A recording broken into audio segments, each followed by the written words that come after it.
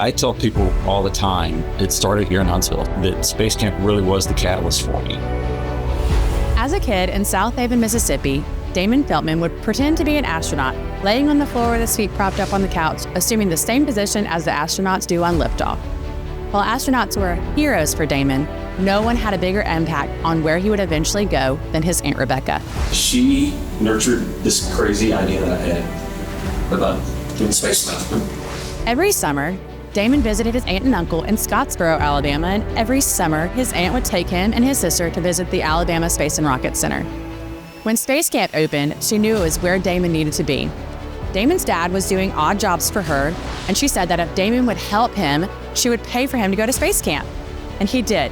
He went in both 1983 and 1984.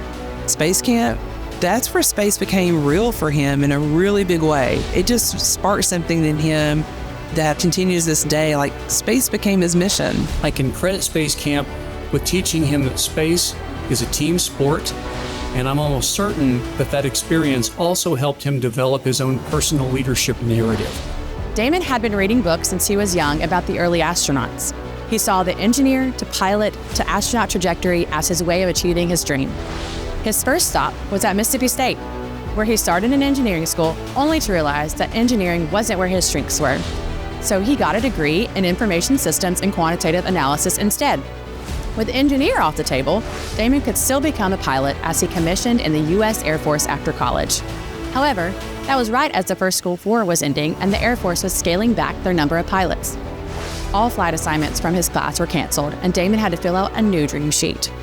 Even if his dream of being an astronaut was seeming even more unlikely, he was going to find a way to work in space. So on each desired assignment, he put space as his option, igniting a 31-year military career. I don't know of anybody more passionate and focused at expanding and improving our nation's space capability than Damon. He sees challenges not as roadblocks, but as goals. One of the things that Damon is truly good at is being able to understand things at a tactical and a very strategic level. And that is evident by the many positions of leadership that he's held very successfully. He's one of those people that can just sort of calmly explain a very complicated issue to everyone in the room. Over the years, Damon has been a crew commander for Defense Support Program satellites, a squadron commander for one of 2 units that oversees GPS, winning the Air Force Chief of Staff's Team Excellence Award, and wing commander over 13 concurrent space missions. He often teased astronaut friends that even though he didn't become an astronaut, the selection pool for space wing commanders was even more selective because there were only 6 space wings in the DoD. Damon is a great leader.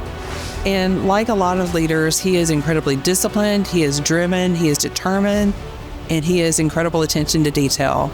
But when I think about what really makes him remarkable at what he does, it starts with his family, his wife Wendy and his 2 sons.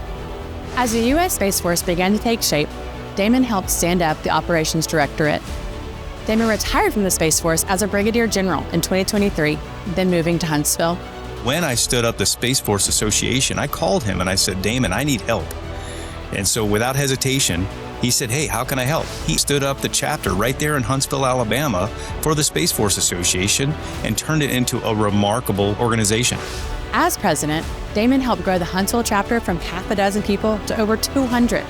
He also helped set up the world premiere of the Space Force Planetarium film, Always Above, here at the U.S. Space and Rocket Center's Intuitive Planetarium.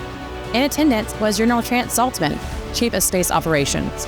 Then, in 2026, Damon was asked to become CEO of the entire Space Force Association, overseeing more than 5,000 members across 22 chapters. I think that he represents what the Space Camp Hall of Fame hopes to represent with its inductees, the people who are taking space and bringing it into the general population and getting it noticed the way it should be and put into an important place in American society. Damon, when Sis and Fred offered to send you to Space Camp the first or second year, you won the lottery, plain and simple. I know you've received so many awards and accolades in your career, but this one really is so special. It's a full circle moment for you. On behalf of our family, we love you so much.